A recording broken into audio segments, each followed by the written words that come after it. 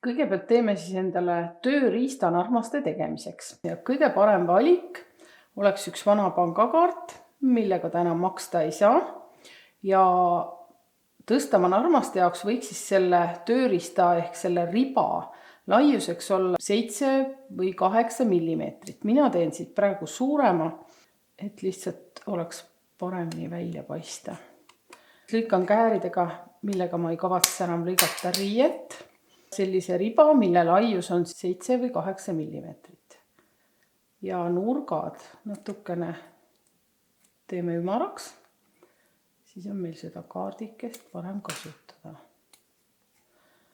Nii, nüüd meil on siis selline pisikene narmaste tegemise tööriist olemas. Kuigi tõstama narmad paistavad, et nad on täiesti servas, tegelikult on nendele alla tehtud selline pisitillukene sooniku riba. See on selleks, et see servset narmast alt rulli ei keeraks. Ja kõigepealt siis peakski kuduma 2 soonikut, kas siis 3 rida või 4 rida, ja siis ühe parempidise ringi veel sinna peale. Minul on siin nüüd see tehtud. Ja selle parempidise ringi tegemisel ei tohiks teha silmuseid eriti kõvasti. Hetkel on mul siin päris jäme lõng ja jämedad vardad, aga seda kõike tehakse siis hästi peenikese lõngaga ja hästi peenikeste varrastega. Et narmeid oleks kõige mugavam teha, siis me teeme neid töö tagumiselt poolelt. Ehk siis, kui ma praegu siin niiviisi kudusin ja lõpetasin selle parempidise rea, siis nüüd ma keeran oma töö ringi ja hakkan siis kuduma nagu tuldud teed tagasi. Ja ma teen seda punase narma lõngaga ja valget lõnga sellel ringil ei kasuta. Siis kõigepealt panen selle lõnga lihtsalt siia niimoodi rippu ja see esimene narmas ma saan selle pärast õigesse pikkusesse lõigata. Jääb siia lihtsalt mulle nüüd ripnema. Tööd alustan siis sellise võttega.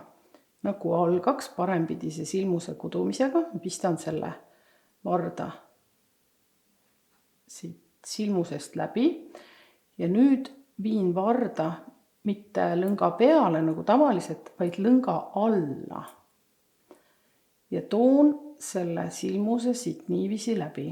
Nüüd on mul silmus sedapidi, et ma teen ühe väikese lisavingerduse, ehk siis selle parema varda otsaga võtan nagu uuesti seda silmust ja näete, nüüd mul jääb siia peale selline valge lõng, mis on siis mul eelmise varda viimati kootud silmus ja nüüd lasen siis selle silmuse maha. Ma olen nagu teda uuesti kudunud. See kõige esimene kipub venima natuke pikaks, sest ma olen teda siin äsja teinud. Nüüd mul on siis kinnitatud see narmalõng. Ja võtan siis vasakusse kätte oma vast valminud abipulga, mille ümber ma narmaid hakkan tegema. Ja panen selle pulgakese siis siia varda taha, nii et ülemine ots oleks enam-vähem paralleelselt siis selle vardaga. Nii nüüd viin selle lõnga siit enda poolt ümber selle abipulga ja võtan sõrme peale ja teen selle töö uuesti, ehk siis pistan silmusest parema varda läbi, nüüd viin varda lõnga alla, toon selle siit silmusest läbi ja näete, nüüd võtan nagu siit väikese keeruga selle silmuse uuesti ja mul tuleb varda peale punase asemel hoopis valge lõng. Nii. Kordame seda siis siin uuesti. Alguses ei ole see pulk siin nagu küljes kinni ja nagu liigub, aga ma püüan siis hoida teda võimalikult paralleelselt selle vardaga, mida ma koon. Nii nüüd jälle viin selle lõnga kõigepealt siit pulga eest nagu pulga taha ja jälle pistan varda läbi silmuse, siis lõnga alla, toon selle lõnga siit silmusest läbi ja nüüd teen nagu paremalt vasakule läbi silmuse väikse keerutuse selle vardaga veel. Ja saan vardale valge silmuse.